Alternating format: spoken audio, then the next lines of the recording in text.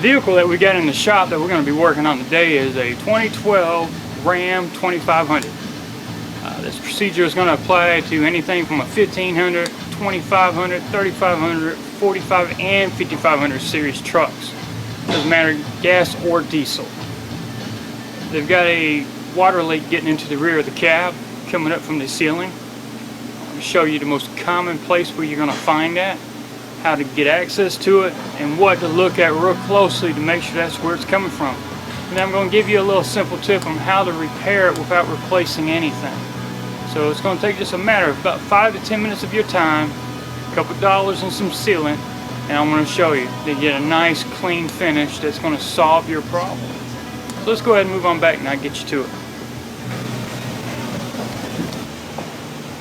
On a 2012, and you have a water leak somewhere in the back of the cab that's getting onto the headliner, dripping onto the seat, your most common cause is going to be to start brake light assembly. Replacing it usually isn't going to make much difference. It's got a foam seal all the way around. Foam seal is part of the assembly. On some previous models there was actually a recall where we would take them off and use some clear silicone on the seal and then reinstall it. Basically it's going to be the same scenario I'm going to do for this customer's vehicle. I'm going to take it off. I'm going to use a small bead of black RTV all the way around the seal and reinstall it. And from what I've seen in the past, that's going to go ahead and stop the leak. In order to get the housing off, you're going to have to get the 2 Phillips screws. Back them out. You need to work on getting it loose, getting it out of there. There we go. You got one main connector. As you can see the seal going around. It's pretty flattened. It doesn't have much springiness to it, so that's probably where most of our water is coming in. Actually, you can actually see a dirt line. And you would know that if it wasn't leaking past it, the dirt line would be above the seal, not all the way at the bottom of it. So, well, like I said, we're going to go ahead and move over to the bench, and we're going to put a nice little smear of black RTV.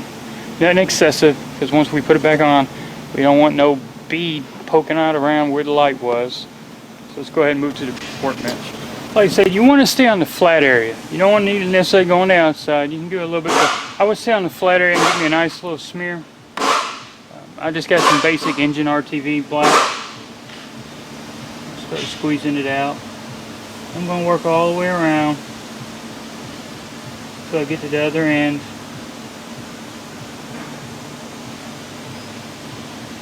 Just take your time. Get you a good little bead going here.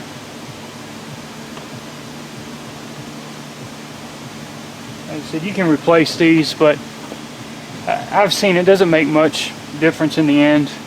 And yes, I understand that once you put this silicone on there, the next time you take it loose, you're gonna have to start scraping it off. But it's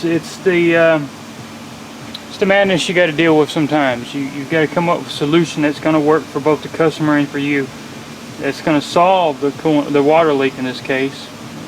Now, when I get to the top edge, I like to go a little bit at an angle. I like to go a little bit of the top in the flat area as much as I can. If you look real close, you can see I got a nice little bead going around. So no longer is it excessively flat. It's got a little bead going around. And at the top, like I said, I wanted to try to stay near the top edge the best I could. And we're going to go back and install it. Just take care that you don't smear it. You don't move it all over the back of the cab. You don't have nothing to wipe off. We're just going to reinstall the one connector and go ahead and seat it back in place. Alright, we'll go ahead and get the right side is up. Go ahead and plug it in. Go ahead and slide it back in place. Might have to wiggle it a little bit to get her in there. There we go. Now we just got to install the 2 Phillips screws.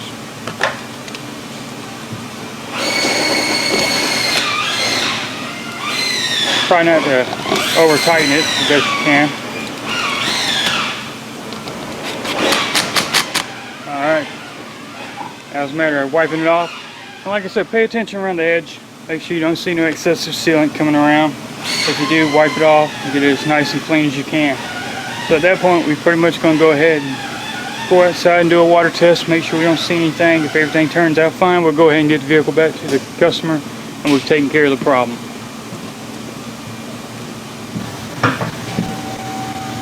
Now, as you already seen, there wasn't much to it, now was there?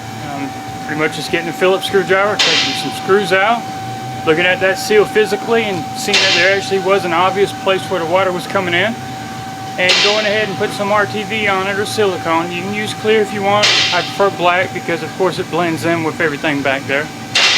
Put your nice smear, reinstall it, and then of course depending on how bad the water leak is, you may have to go out there and take a dry vac and suck out whatever you can inside the vehicle. Worst case scenario, you got to take the carpet out, have it dry cleaned out as best you can. But with that, like I said, it was a pretty simple procedure. Anybody should be able to do it with a little bit of confidence and a Phillips screwdriver.